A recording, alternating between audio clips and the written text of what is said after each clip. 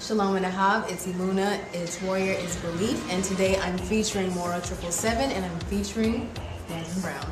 And today we're going to be talking about positivity, how we can incorporate this in our day-to-day life from all of the negativity we have been seeing, not just on the news, but also on social media. And I'm going to talk to these two beautiful ladies today because we need to be able to balance out how much we see and what we intake, because this can cause anxiety and this can really cause frustration, and this can cause an imbalance in the mind trying to sort all of this out from all the negativity that we have seen.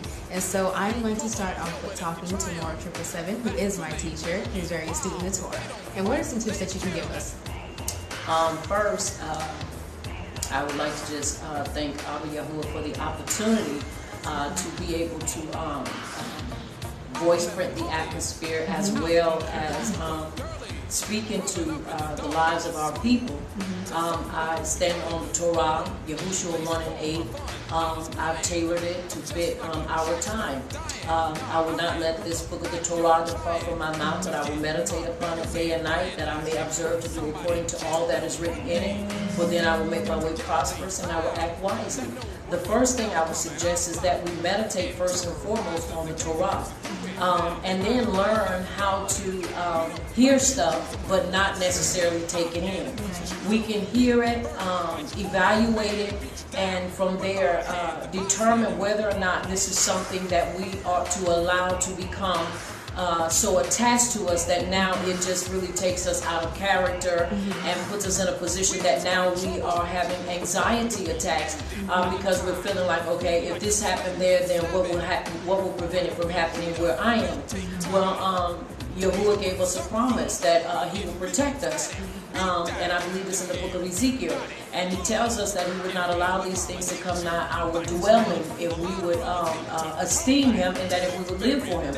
So that's one of the things that I would encourage the people. Number one, stay in the Torah, meditate upon the Torah, and then limit your intake of a lot of these things, and then research it. Above all, research it. Just don't take it because the media said it or because you've seen it on social media.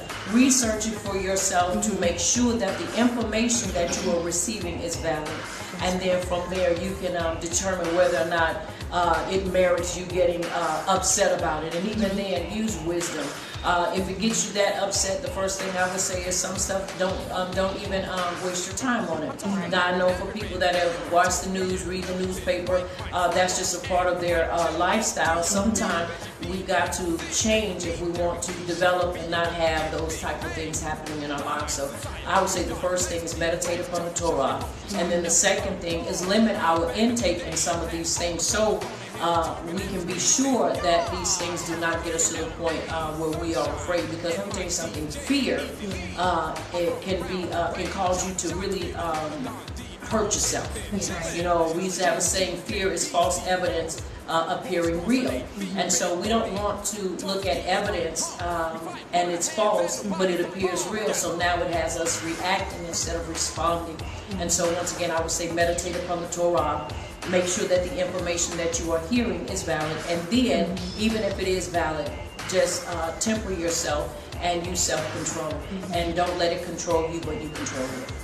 That's absolutely right. Thank you so much. Before you say something, I just want to ask, because I know that a lot of our brothers and sisters, melanated and even of different cultures, they like to spread the news, not to propagate hate, but some people are spreading it for the well-being of others in their community.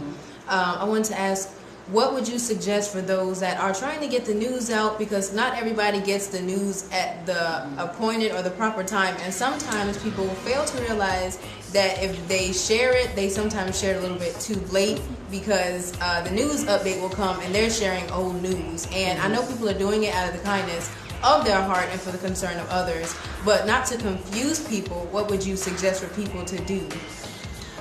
First, once again, research. Then after you research, ask Yahuwah, is this something that He wants you